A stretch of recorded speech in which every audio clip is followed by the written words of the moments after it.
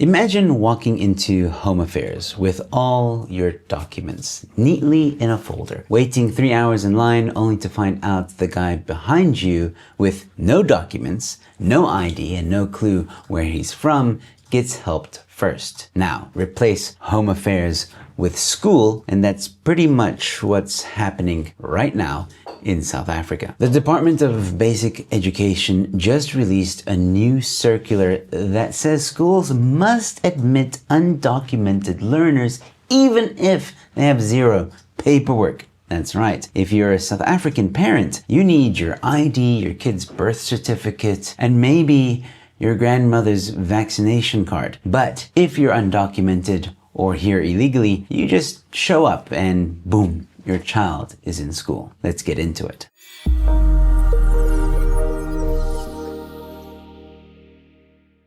Hello, ladies and gentlemen. Welcome to Newsflash. I'm your host, Emilio.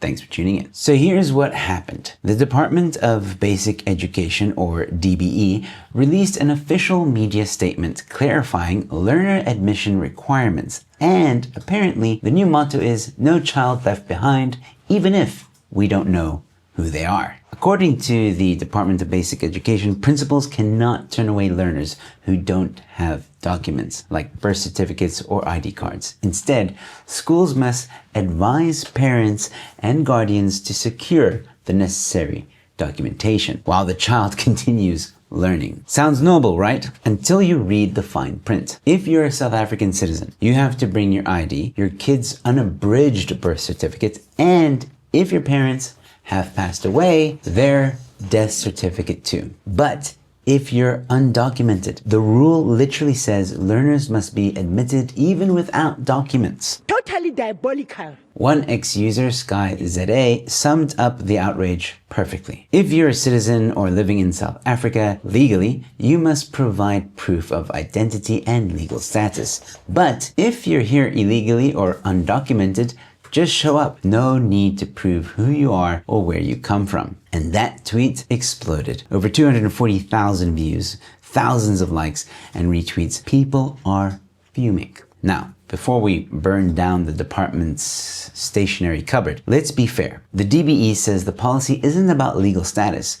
It's about education. Their logic is every child has a constitutional right or basic right to education, whether they have papers or not. Denying a child access to school, they say, would violate that right. Okay, but here's the thing. This is South Africa, the same government that tells citizens, sorry, we can't process your ID renewal because our printer is broken, now wants schools to play immigration officer and social worker at the same time. Is he serious? So, principals who already deal with overcrowded classrooms, underpaid teachers, and students who think homework is an act of oppression must now help parents to get their children's documentation in order. The same teacher marking 30 math tests by candlelight must now navigate home affairs on behalf of a family that might not even legally exist in the country. And that's if the teacher shows up at all. I wouldn't be surprised. And let's talk about fairness. A South African family that loses a birth certificate might wait months, even years to get it replaced. Without that document, that kid can't enroll,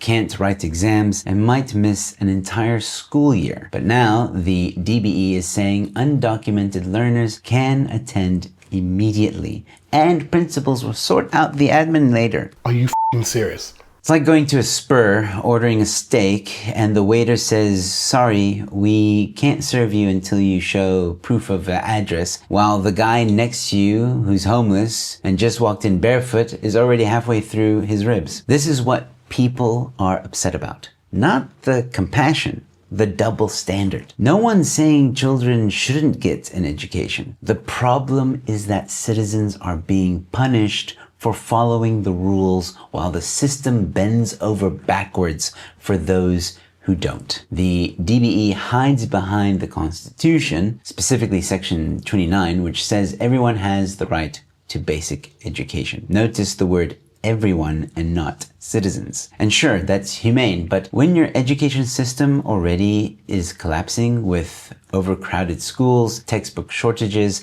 and teachers who quit faster than ESCOM fixing a substation, how do you sustain that policy? There's a difference between being compassionate and being careless. It's not xenophobic to ask, how can you manage a national education system when you don't even know who half the learners are? Think about it. If you can't verify who's in your school, how do you plan resources, track attendance, or even keep kids safe? It's the same kind of logic that gave us load shedding. We'll fix it later. So here's my take. No child should be denied an education. Period. But if the government wants to protect children, it should also protect the integrity of the system they're entering. You can't keep saying everyone is welcome while your own citizens are stuck outside the gate because they followed the rules. Compassion without accountability isn't compassion, it's chaos. And once again, we're watching a government so desperate to look morally righteous that it forgets its basic responsibility